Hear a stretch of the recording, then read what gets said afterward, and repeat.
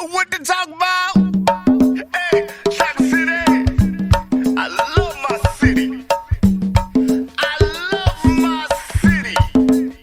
That's right, everybody. It is White House Wednesday here with my girl, our AURN White House correspondent, Ebony McMorris. Always so good to see you.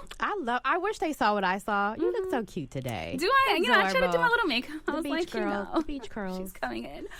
We have a lot to talk about. Well, first of all, I would like for you to introduce our guest that's on the line with us this morning. I am so excited to have Sharon Pinder. She's the president and chief executive officer of the Capital Region Minority Supplier Development Council. You need to have that in your vocabulary. And she's an awardee under the recent initiatives held by the Biden administration. And the vice president just announced last week grants and 43 recipients of those grants to nonprofit and community-based organizations. They gave out $125 million through the Capital Readiness program. And Sharon, who is the president of this organization, they received $3 million. And so I want her to talk about this being August, Black Business Month, what that means to this area. So this topic is so important to me, and Sharon can really go more into depth with that. Yeah. Sharon, you know, obviously a massive congratulations as one of the awardees, of course. What kind of impact do these new initiatives have on the growth and sustainability of the Black businesses? Well, you know, when you look at the number one problem facing Black businesses, and that is the access to capital or being undercapitalized as businesses, having to do more than pull up our bootstraps in order to exist and sustain a business. And so this particular grant helps in with an intentional purpose of how do we then make sure those resources are available to those most vulnerable in our entrepreneurial ecosystem, and unfortunately, a great percentage of that are Black businesses. Sharon, let me just say this because I want people to really know this, right? So we have Black businesses that grew 34%, but only 2.6 of them receive loans, and that's compared to 10.4% of white businesses. The disparities, I believe, are even much bigger than that. So when we talk about what is coming out of the Capital Region Minority Supplier Development Council, when I say people need to know who you are, let them know why they need to know who you are. Okay, so, and I appreciate that. We were created actually 50 years ago as a result of the civil unrest in the late 60s.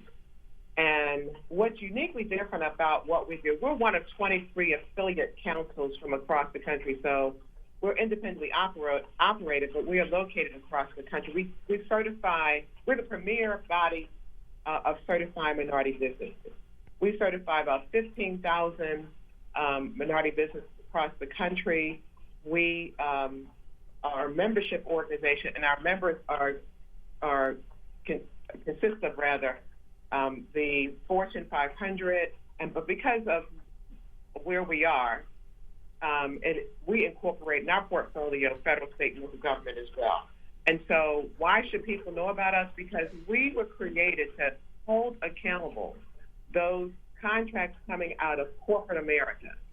And we certify businesses so they then have a portfolio by which they know what exists in terms of meeting their needs. But in addition to that, we provide the resources necessary to help businesses build the capacity so that they can then compete. We don't talk about a handout. We talk about having competitively viable minority businesses. And so these programs that have been around for a while have been built from the backs of Blacks, but we have not been necessarily always the beneficiary. And so we create an environment by which we can help our businesses grow. Sharon, so people who are at home, they're in their car, they're listening to this, and they're like, okay, look, I hear what you're saying. Where can I go to find out more information? I need help in my business. I'm looking for funding for my business. Or there's questions about accountability. Where can people go to get more information? And is there anything, lastly, that you have that's coming up that people need to know about? Sure. I would encourage people, because I know Capital Region Minority Supply Development Council sounds like a song. So, but our website is CRMSD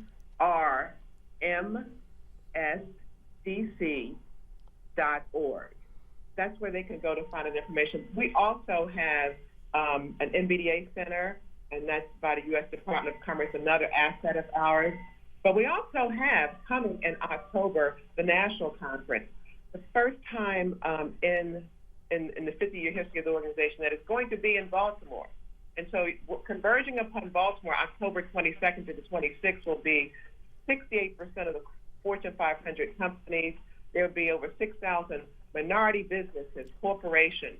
And so if you are interested in doing business with the corporate sector or with the government, we encourage you to attend.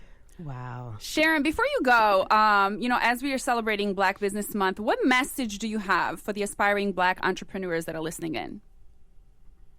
What I know to be true is that wealth creation starts with entrepreneurship. And so it is our given right that we can be entrepreneurs.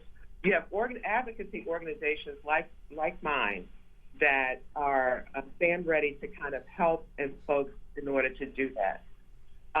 Because we want to look at different ways of succeeding. It doesn't necessarily mean you have to start a business. Let's talk about buying a business. Acquisition is how people grow. Let's talk about different ways by which we can survive as businesses, because we are still behind the 8 ball in terms of inequality. And guess what? With this assault of affirmative action, there will be some residual effect as it relates to minority businesses. So we really need to sit together, really need to understand what resources are available, and really need to look at closing this racial wealth divide. Facts all day. I love it. Okay. Facts on deck. I'm so excited for part 2, Sonny. Yeah. Thank you so much, Sharon. My pleasure. Thank you for the opportunity. Thank you. What to talk about?